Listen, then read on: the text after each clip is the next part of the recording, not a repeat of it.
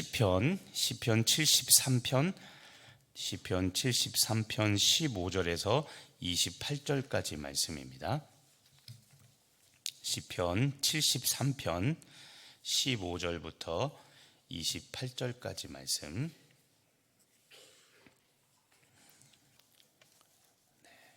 시편 73편 15절에서 28절 찾으셨으면 우리 한 목소리로 같이 봉독하겠습니다. 내가 만일 스스로 이르기를 내가 그들처럼 말하리라 하였더라면 나는 주의 아들들의 세대에 대하여 악행을 행하였으리이다. 내가 어쩌면 이를 알까 하여 생각한즉 그것이 내게 심한 고통이 되었더니 하나님의 성소에 들어갈 때야 그들의 종말을 내가 깨달았나이다. 주께서 참으로 그들을 미끄러운 곳에 두시며 파멸에 던지시니 그들이 어찌하여 그리 갑자기 황폐되었는가. 놀랄 정도로 그들은 전멸하였나이다. 주여, 사람이 깬 후에는 꿈을 무시함같이 주께서 깨신 후에는 그들의 형상을 멸시하시리이다. 내 마음이 산란하며 내 양심이 찔렸나이다. 내가 이같이 우매 무지함으로 주 앞에 짐승이오나 내가 항상 주와 함께하니 주께서 내 오른손을 붙드셨나이다. 주의 교훈으로 나를 인도하시고 후에는 영광으로 나를 영접하시리니 하늘에서는 주 외에 누가 내게 있으리요 땅에서는 주밖에 내가 사모할이 없나이다. 내 육체와 마음은 쇠약하나 하나님은 내 마음의 반석이시요 영원한 분깃이시라. 무릇 주를 멀리하는 자는 망하리니 음녀같이 주를 떠난 자를 주께서 다 멸하셨나이다. 하나님께 가까이함이 내게 복이라. 내가 주 여호와를 나의 피난처로 삼아 주의 모든 행적을 전파하리이다. 아멘. 어제 시편 기자는 부조리한 세상을 고발합니다. 어떤 것이 부조리하냐면 악인이 형통하는 겁니다. 악인의 형통함에 대해서 이 시편 기자 아삽은 하나님에 대한 분노를 표출을 하죠. 어제 우리가 봤던 마지막 끝절에 보면 이런 말씀이 있습니다. 나는 종일 재난을 당하며 아침마다 징벌을 당했다는 그런 고백을 합니다. 자, 종일 재난을 당하고 아침마다 징벌을 받는다. 자, 말씀대로 살고 말씀에 순종해서 사는 나는 하나님의 징벌을 받고 재난을 받는데 세상에서 악한 일을 행하고 법을 무시하고 불법을 행하는 자는 자꾸 세상에서 형통하고 잘 삽니다. 하나님이 살아계시다면 이런 것을 보지 않아야 되죠. 반대로 돼야 되죠.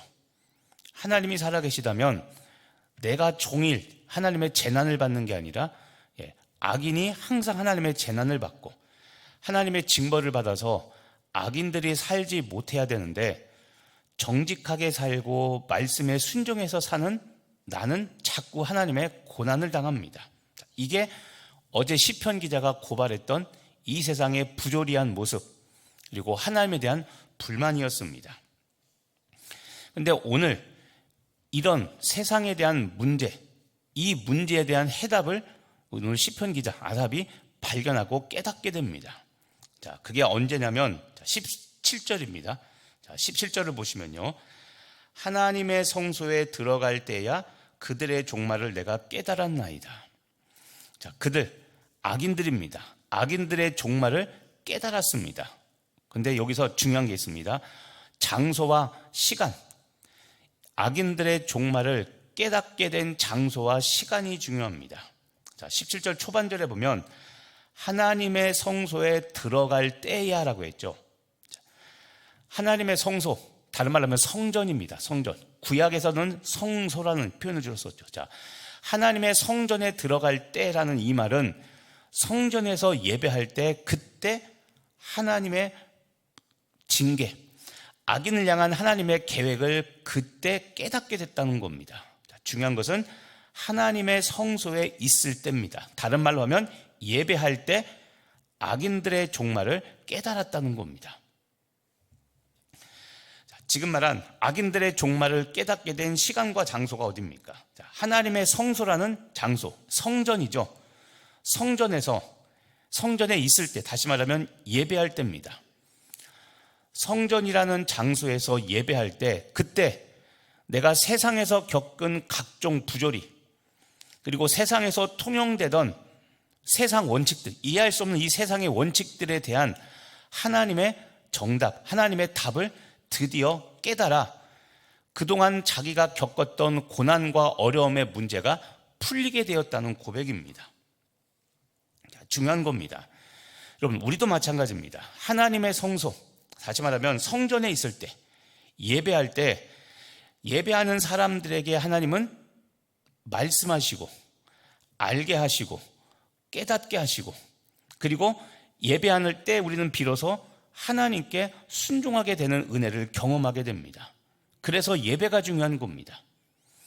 지금처럼 새벽에 나와서 정기적인 연례 행사, 나날이 매일매일 해야 되는 정기적인 그냥 일을 치르는 게 아니라, 자, 여기서 하나님을 만나야 됩니다. 예배가 뭡니까? 예배는 하나님의 말씀을 듣고 하나님을 찬양하고 하나님께 기도하는, 예배는 제가 이야기했죠. 예배는 드리는 게 우선이라고 그랬습니다. 내가 은혜를 받는 것이 아니라 예배는 내가 하나님께 드리는 게 먼저입니다. 그게 로마서 1장 12장 1, 2절의 말씀이라고 했죠. 너희 몸을 거룩한 산 제물로 하나님께 드리라고 그랬죠. 그것이 영적 예배라고 그랬습니다. 자, 예배는 답답한 마음, 세상에서 이해할 수 없는 하나님의 그런 섭리들, 이런 것들을 하나님께 가지고 와서 하나님께 아뢰는 겁니다.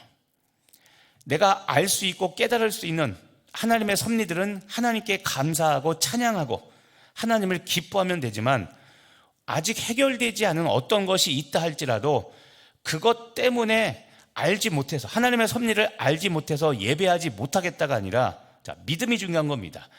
하나님께서 언젠가는 알게 하시고 깨닫게 해주실 것을 믿는 믿음을 가지고 하나님께 예배할 때, 하나님을 찬양하고 하나님께 기도하고 그리고 하나님의 말씀을 들을 때, 그때 하나님은 예배할 때 내가 알지 못하고 깨닫지 못했던 하나님의 섭리를 알게 하시는 겁니다. 특히 말씀을 들을 때 또는 기도할 때, 찬양할 때 하나님께서 내 영혼을 건드리십니다. 터치하십니다. 찬양하다가 어느 한 단어에 내 마음이 무너지죠. 눈물이 울컥 쏟아지죠. 성령께서 내 마음을 만지는 겁니다. 기도합니다. 열심히 내 거 이루어달라고 부르짖어 기도하는데, 하나님의 뜻을 깨닫는 순간 이제는 내 것을 달라는 게 아니라, 하나님, 내가 이것을 내려놓겠고 이제는 주님의 뜻에 순종하겠다는 믿음의 결단, 고백을 하게 되죠. 내가 하나님을 만나면 바뀌게 되는 겁니다. 하나님의 말씀을 들을 때 내 지식, 내 고집, 아집들이 굳건히 버티고 있었는데 주의 말씀을 들으니 그게 아닌 겁니다. 그러면 내 생각과 내 뜻을 내려놓게 되죠. 자, 바로 이게 예배입니다. 하나님은 성전에서 예배하는 자들에게 이렇게 역사하시죠. 자, 하나님은 성전에서 예배하는 자들에게 하나님의 뜻을 알게 하시고 하나님의 뜻을 깨닫게 하십니다. 하나님은 예배 중에 말씀을 경청하고 예배 중에 하나님을 찬양으로 높이며 예배 중에 부르짖어 기도하는 자들에게 하나님은 인생 문제의 해답을 알려주시고, 그리고 내가 이해할 수 없고 알 수 없는 일에 대하여 하나님의 섭리를 깨닫게 하십니다. 이게 우리가 하나님의 영광을 경험했다는 말인 겁니다. 하나님의 영광. 나의 지식과 감정과 한계를 뛰어넘는 하나님의 하나님 되심, 하나님의 지혜와 하나님의 사랑과 하나님의 이해할 수 없는 놀라운 섭리들을 깨달을 때, 그때 우리는 하나님의 영광을 깨닫고 그 앞에 우리는 무너지게 되죠. 이게 예배가 주는 은혜인 겁니다. 그래서 내 뜻대로 되는 것이 은혜가 아니라 내 뜻은 무너지고 하나님의 뜻대로 되는 것을 경험하는 것. 자, 이게 우리 기독교 신앙의 중요한 내용입니다. 다른 종교들을 보시죠. 다른 종교들은 자기가 원하는 것이 있으면 자기 노력으로 자기 뜻을 이루려고 그럽니다. 신의 뜻은 중요하지 않고 내가 원하는 것을 이루려고 하고 그것대로 되기를 간절히 소망합니다. 그리고 그것들을 이루기 위하여 행동하죠. 돈을 많이 갖다 바치고 간절히 빌어서, 그러니까 108번 108번 여러분 일어섰다 절하는 거, 이거 사람 죽어나는 일입니다. 그런데 그렇게 고행을 통해 내가 이렇게 고생하면 신이 감동해서 은혜를 주실 거라고 그러죠. 그런데 여러분, 이게 큰 차이입니다. 우리는 그런 행동을 먼저 요구하지 않고 믿음을 요구합니다. 예수님의 십자가, 이것을 믿는 믿음. 자, 고행은 예수님께서 십자가에서 하셨습니다. 우리는 그것을 믿는 믿음이 필요합니다. 하나님이 얼마나 사랑이 많으신가를 깨달을 수 있는 거죠. 우리를 사랑하셔서 우리가 고행을 먼저 하게 하는 것이 아니라 예수님이 십자가 고행을 먼저 하게 하셨고, 그것을 믿는 믿음이 있으면, 그러면 하나님은 그 믿음을 보시고 우리에게 일하시는 겁니다. 그리고 나서 그 믿음 때문에 깨닫게 된 것이 있으면, 그러면 우리는 이제 자원해서 우리도, 나도 십자가를 지고 주님을 따르게 됩니다. 그런데 그때 십자가 졌다고 힘들다고 괴롭다고 뭐라고 투덜투덜 대는 것이 아니라 기쁨과 감사함으로 따라가면, 그러면 하나님은 역시 그 십자가 뒤에 내가 상상하지도 못한 하나님의 은혜를 예비하시고 우리에게 은혜를 베풀어 주시죠. 자, 오늘 이게 바로 여러분, 우리가 항상 예배하는 삶을 살아야 되는 이유인 겁니다. 오늘 첫 번째로 우리가 삶에 적용해 볼 게 바로 이겁니다. 이해할 수 없는, 알 수 없는 여러분, 인생의 고난과 문제로 힘들어하는 요즘입니까? 그렇다면 자, 내 모습을 돌아보면 됩니다. 나는 하나님께 예배하고 있는가? 아니면 그 고통 때문에 이해할 수 없고 내가 용납할 수 없는 인생의 문제들, 신앙의 문제들 때문에 더욱 예배하는 것이 아니라 오히려 이것 때문에 우리가 말하는 실족하고 내가 시험에 들어 예배의 자리로부터 멀어져 있는가? 돌아보시기를 바랍니다. 악인의 형통에 괴로워하던 이 시편 기자가, 그리고 오늘 중요한 것 또 하나 깨닫는 게 있습니다. 참된 복이 무엇인가를 깨닫습니다. 자, 악인의 형통 때문에 고민했죠. 이게 뭡니까? 아까도 말했지만 세상 사람들이 말하는 것처럼 불법을 행하고 악행을 행하고 세금을 포탈하고 이러면 돈 많이 벌고 세상에서 출세할 수 있습니다. 그리고 사람들은 그것을 복이라고 말하죠. 복 받았다고. 그런데 이 시편 기자가 오늘 참된 복이 무엇인지를 깨닫습니다. 자, 28절 끝절을 보시길 바랍니다. 28절 초반절에 보면 하나님께 가까이함이 내게 복이라. 자, 성경에서 말하는 복 하나가 나옵니다. 어떤 것이 복입니까? 하나님께 가까이함. 자, 이게 참된 복이라는 것을 깨닫습니다. 자, 하나님께 가까이함. 조금 전에 이야기했죠. 하나님이 살아계시다면 악인들이 형통하게 막으시고, 악인들이 돈 벌지 못하도록 막아주시고, 악인들이 복받지 못하도록 하나님이 철저히 개입하셔야 되는데, 교회가 아닌 세상에 나가보니 온통 불법과 악행 천지인 겁니다. 그리고 그런 사람들, 세상 권력을 휘두르는 사람들, 세상 악법을 행하는 사람들이 오히려 복받았다는 말을 들으며 잘 되는 겁니다.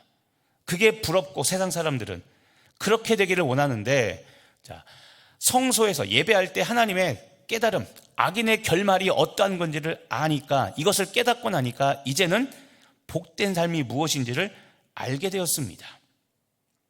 하나님께 가까이함, 하나님을 가까이 하는 것이, 그것이 복되다는 것을 비로소 깨닫습니다. 그런데 여러분, 이것도 보십시오. 세상은 복을 어떻게 말합니까? 세상에서 말하는 복은 복받을 만한 어떤 일을 했기 때문에, 어떤 행동을 했기 때문에 복을 받는다고 생각합니다. 그런데 성경은 그렇게 말하지 않습니다. 자, 하나님께 가까이함, 이 단어를 잘 보십시오. 언뜻 보면 행동 같긴 합니다. 하나님께 가까이 가야 되는 행동 같은데, 하나님께 가까이 함이라는 이 구절이 의미하는 것은 우리의 어떤 행동보다도 하나님과의 관계를 말하는 겁니다. 관계. 친한 친구분들 있죠. 친한 친구. 말하지 않아도 알 수 있는, 나를 알고, 굳이 말하지 않아도 나와 항상 가까운 사람들. 특징이 뭡니까? 지금 말한 가까이함, 친밀함입니다. 오랜만에 봤어도 항상 봤던 것 같고, 오랜만에 봤어도 내가 말 한마디 하면 내 상황을 다 알아주는 그런 사람, 친구 또는 성도들이 있죠. 자, 가까이함입니다. 성수에서 하나님을 예배할 때 하나님께서 비로소 악인들의 결말을 알려주셨다고 그랬죠. 자, 이게 뭡니까? 가까이함, 친밀함의 은혜입니다. 자, 우리도 주목할 게 바로 이겁니다. 하나님께 가까이함이 복인데, 자, 아까 우리 좀 전에 그 얘기했죠. 말씀대로 살면 오히려 고난받고, 말씀대로 살면 오히려 세상에서 돈을 못 벌 것 같고, 자, 이게 신앙의 아이러니입니다. 하나님을 가까이 하면 먼저 복이 임할 것 같은데 먼저 복이 임하지 않고 환난과 어려움이 임합니다. 그런데 여러분, 그 환난과 어려움 속에서도 하나님의 말씀을 지키며 하나님을 찬양하며 하나님께 기도하는 사람에게 하나님은 결국 인생의 해답을 알려주시고 그 사람들이 성공하게 합니다.